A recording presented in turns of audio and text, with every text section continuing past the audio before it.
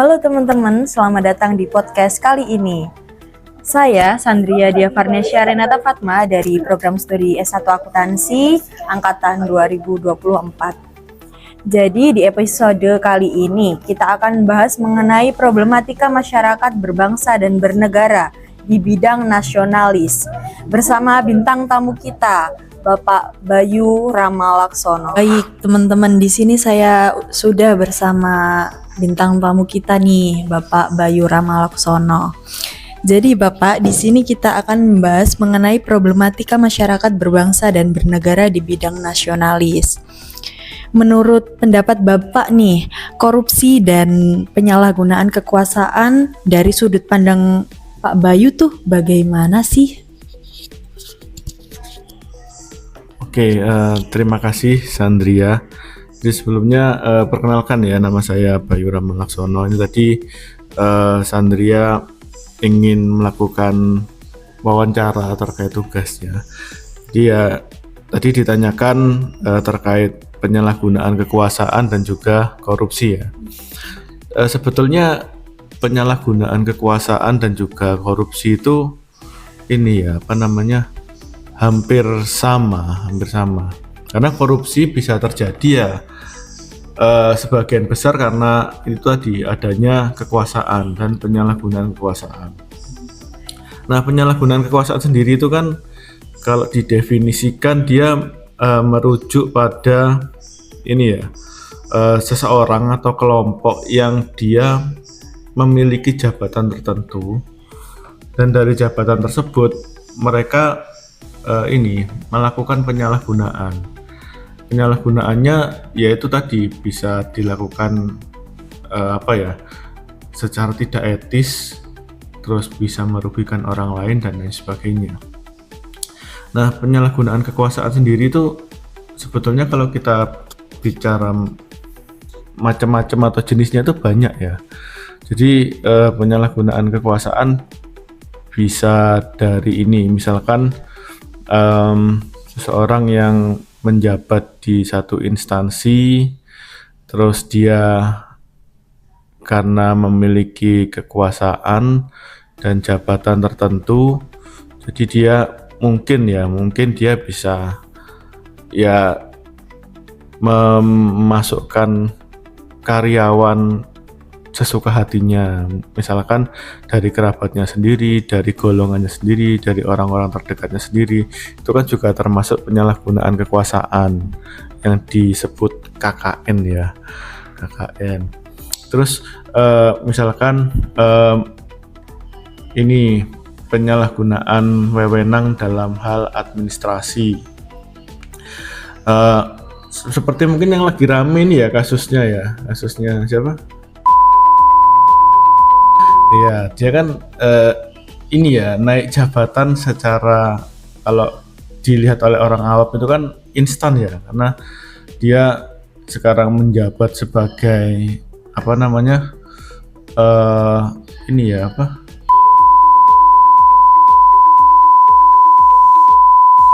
dan kalau dilihat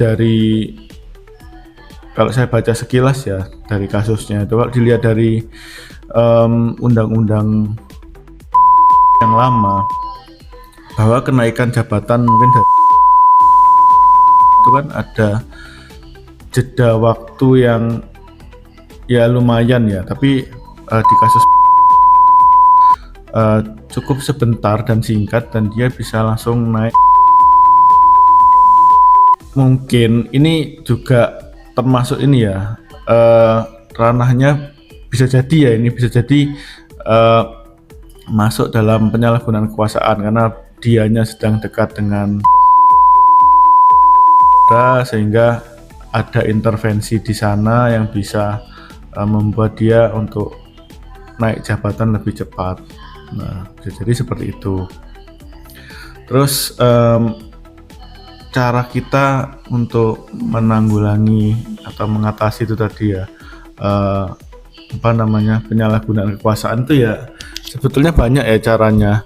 Ya mungkin salah satunya ini dari sistem hukum yang ada di negara itu kalau bisa lebih diperketat lagi. Jadi ketika ada satu kasus yang memang terindikasi atau dia sudah jelas melakukan penyalahgunaan kekuasaan, yaitu hukumannya ya harus setimpal dan apa ya, bisa membuat efek jera kepada pelakunya.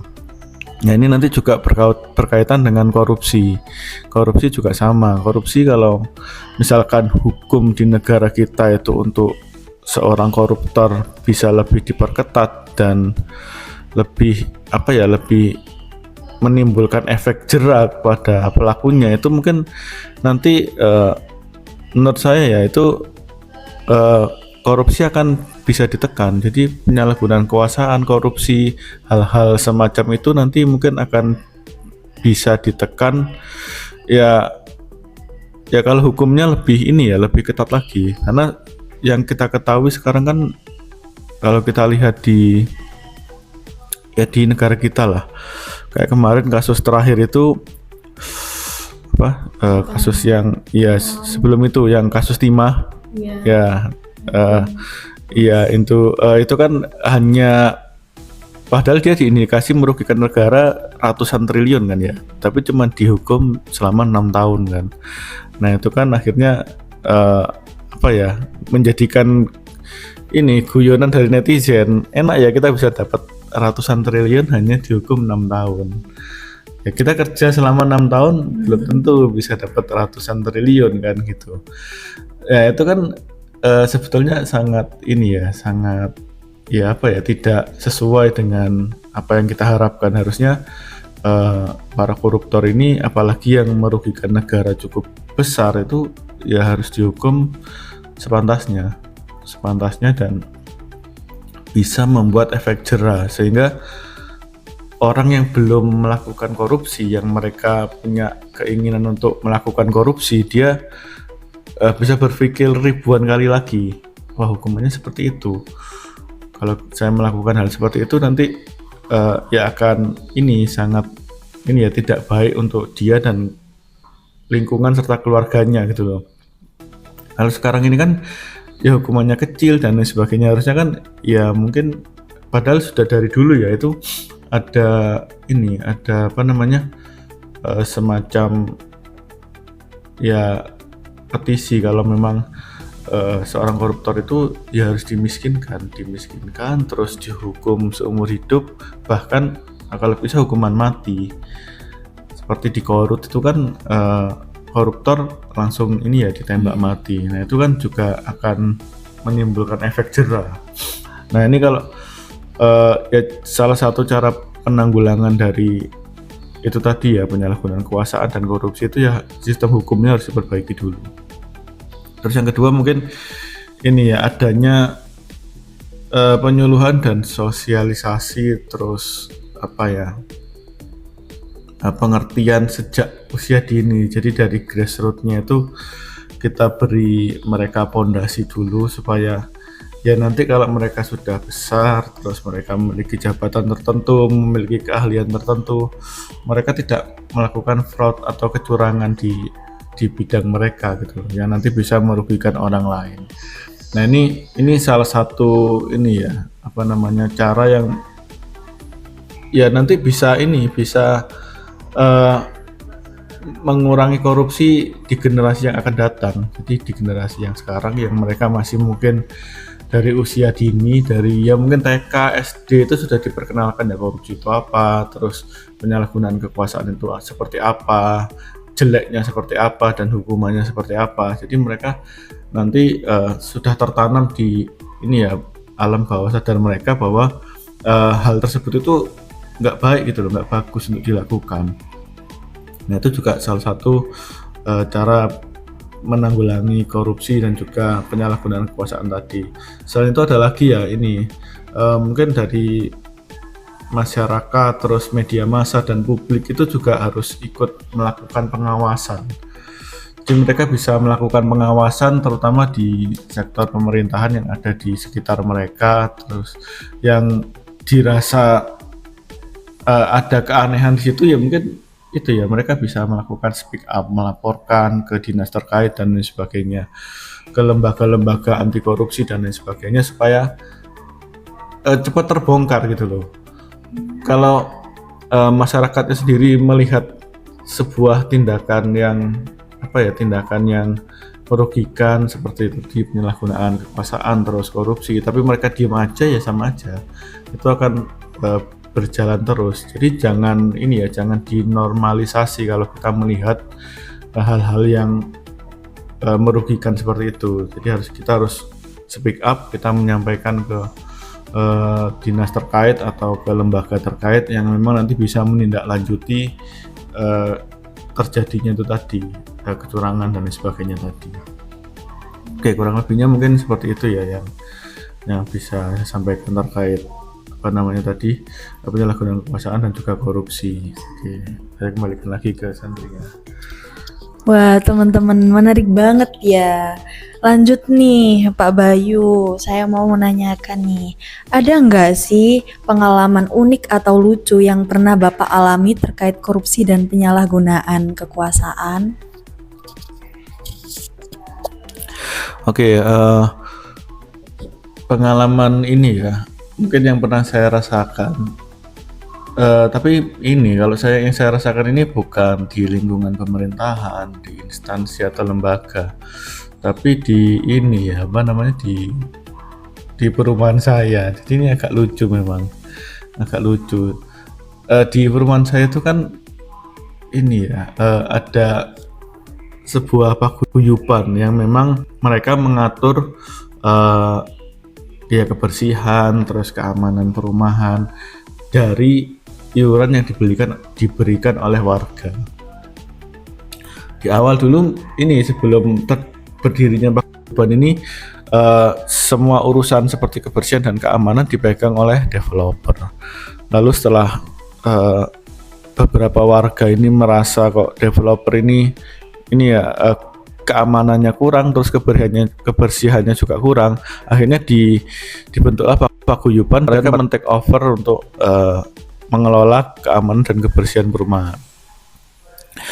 Tapi seiring berjalannya waktu, di awal itu paguyuban ini mereka menghitung ulang lagi iurannya ini harusnya berapa. Dulu saya sebut nominal aja ya. Jadi dulu waktu dipegang developer itu cuma 100.000. Terus ketika dibentuknya paguyuban ini, setelah mereka hitung untuk menambah keamanan, menambah jumlah security, terus menambah jumlah tim kebersihan dan memasang CCTV serta gate gerbang itu, mereka meminta ke warga itu iurannya dinaikkan. Yang awalnya 100.000 menjadi 300.000 per bulan. 300.000 per bulan dengan jumlah sekitar 200 kepala keluarga di perumahan saya. Jadi kalau di total ya cukup banyak sebetulnya itu.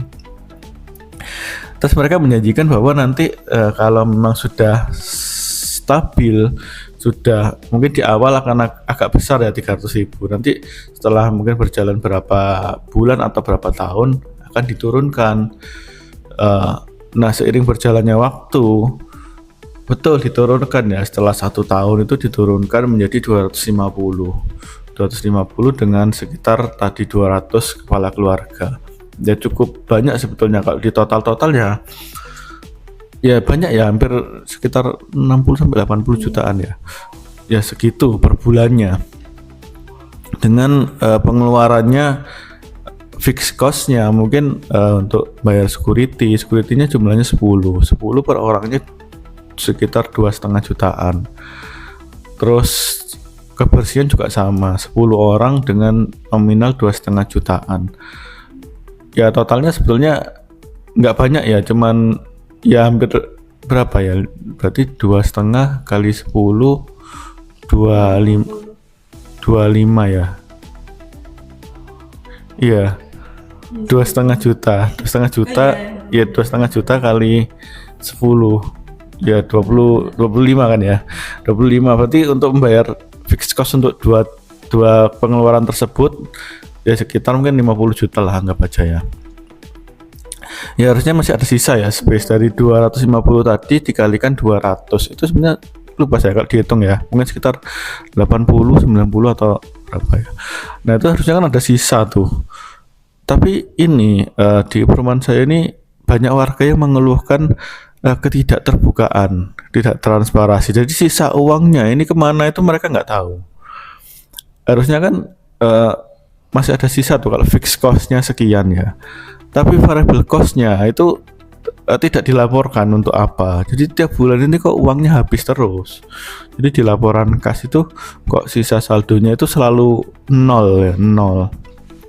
Padahal harusnya kalau kita hitung kasar itu ya masih ada space lah. Anggap aja tadi kalau 60 juta dikurangi 50 masih ada 10 kan per bulan harusnya.